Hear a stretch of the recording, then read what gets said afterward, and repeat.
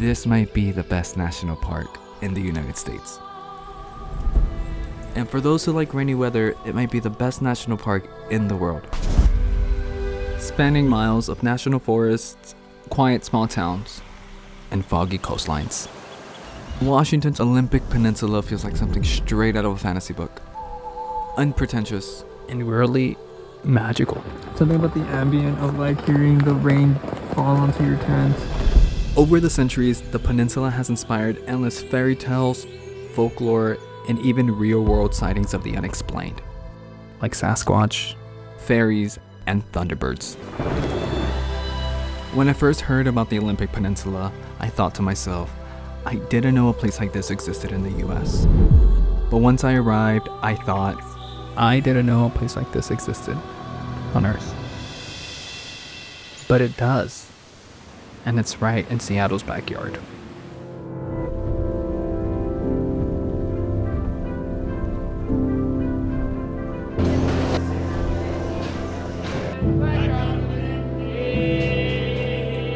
All it takes is a 3-hour drive from Seattle, where I stopped by Pike's Place Market for breakfast before heading north to the Edmonds-Kingston Ferry.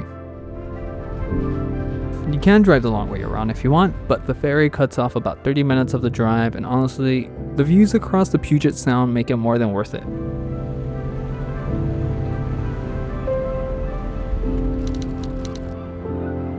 Driving off the ferry, we were greeted by Patrick and the Cookie Monster, and continued to Highway 101, which is basically like the spine of the Olympic Peninsula. A single road that binds together environments that feel completely different. Port Angeles, Lake Crescent, Forks, the Hoh Rainforest, and the Olympic coast.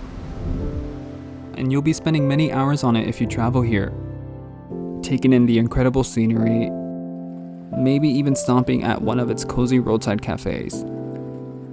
But for now, we head down to one of the most hauntingly beautiful bodies of water I have ever seen, Lake Crescent. While many head to the Lake Crescent Lodge to view the water, the rainy weather combined with the government shutdown made the nearby boat launch completely empty. It's so cold. Even if the weather is harsh, there's nothing quite like watching mist rise up out of the crystal clear waters.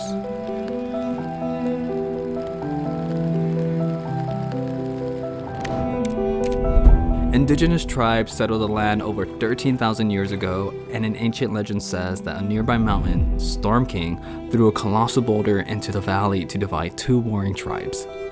The cool thing is that this story is somewhat supported by geological evidence of a landslide that blocked the glacial valley thousands of years ago, forming the crescent-shaped lake. Similar legends extend all throughout the peninsula, including Sol Duc, coming from a Quieleute word for sparkling water. It shows up everywhere on the map, sharing its name with rivers, hot springs, and our next stop, Sol Duc Falls, about 30 minutes from Lake Crescent. Legend has it that two dragons, one in Sol Duc Valley and the other in Elway Valley, wander through these forests unaware of each other's existence.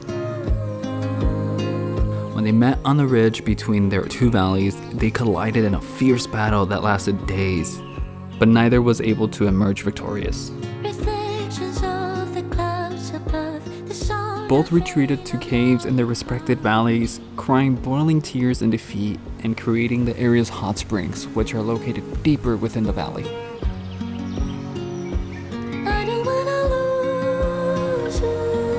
Hiking through Sol Duc Falls was probably one of my favorite experiences in this trip. You could easily find yourself alone on the trail, surrounded by miles and miles and miles of misty woods, wondering what sort of creature could be hiding somewhere out there. The hike itself takes about 25 minutes to reach the falls, and 25 minutes to get back to the parking lot going back the same way. By the time I was heading out, it was almost dark. We had just enough daylight left to drive to our campground, the Sol Duc Rainforest Retreat.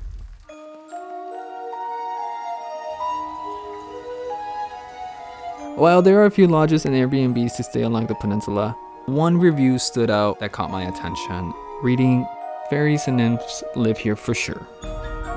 The entrance itself is an adventure hitting off the 101, where you have to drive down a steep road that looks more like a footpath, starting what feels like a mini quest to an enchanted forest.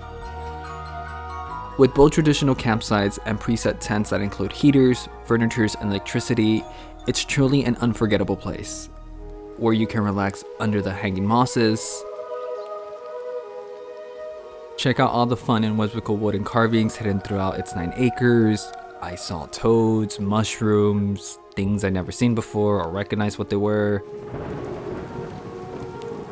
Whip up a meal in its community kitchen or stone pizza oven.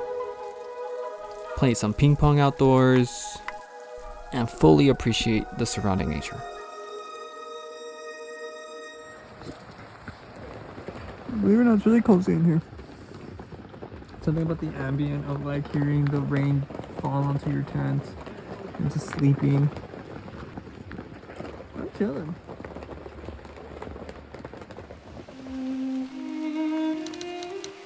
Olympic's wet season runs from late October when we visited all the way through January. And personally, I think it's the best time to visit. The vibes are ethereal. It smells so fresh from the constant rain, and the local black bears have started to wind down for the winter. Same with the tourists. In fact, you might find yourself completely alone in places that would otherwise be crowded during the summer, especially on the eastern side of the peninsula, where this ethereal magic seems to stretch all the way to the coastline and nearby towns, including the town of Forks, made famous from the Twilight series. We didn't spend too much time in Forks, and instead headed to Hoh Rainforest, one of the largest untouched old-growth forests in the United States.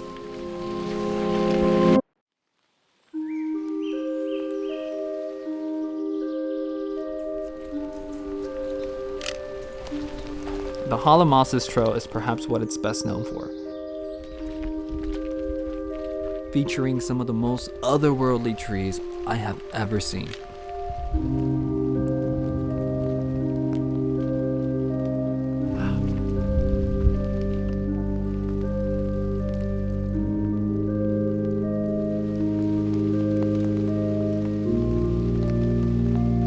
As well as a variety of slugs, mushrooms, and wildlife. It looked at me. Your post. And areas that have been labeled as the quietest spots on planet Earth.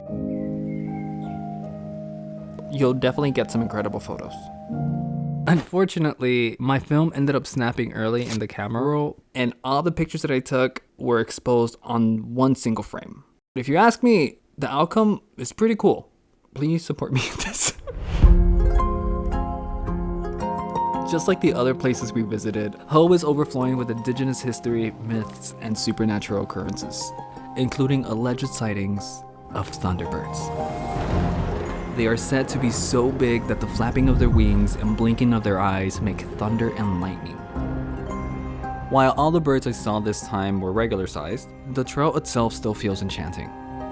Personally, I prefer the Sol Duc Trail a little more since it felt a bit more hidden and eerie with less crowds. But the Hall of Mosses at Hoh Rainforest is still a must-see if you have time. It also puts us less than an hour from our final stop, the Olympic Coast, where you'll find some of the most famous beaches in the country. So there, that's where the first Bigfoot was sighted. And one of the most photographed trees in the world.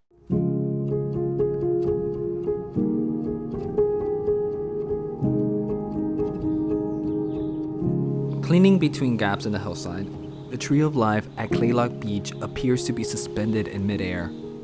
While we were there, the tree was high enough where you could respectfully duck underneath it, but it's important not to touch any part of the tree or disturb the surrounding environment. Coastal erosion, storms, and foot traffic has caused it to fall further and further into the ground, and it's expected to completely collapse within the year. It was special to see it before it's gone for good. And the surrounding beach is incredible, especially close to sunset. Need a poop.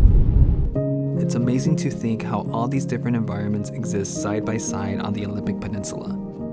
Misty clear lakes where you could see all the way down to the stone floor. Dense rainforests that feel handcrafted by Tim Burton and Guillermo del Toro.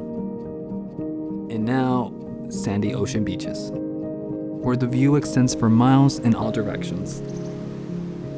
And as the sun sets on both the day and this amazing journey, It's a reminder that even though I've seen so much on this trip, there's still over 1 million acres waiting to be discovered. It will probably take a lifetime to see it all, but I can't wait to come back and explore even more of the real-life fantasy that is The Olympic Peninsula. Thank you for clicking on the very first video. It was really fun making it, and I really hope you guys enjoyed it. If you guys did, go ahead and click on that subscribe button and stay tuned for our next adventure. Later.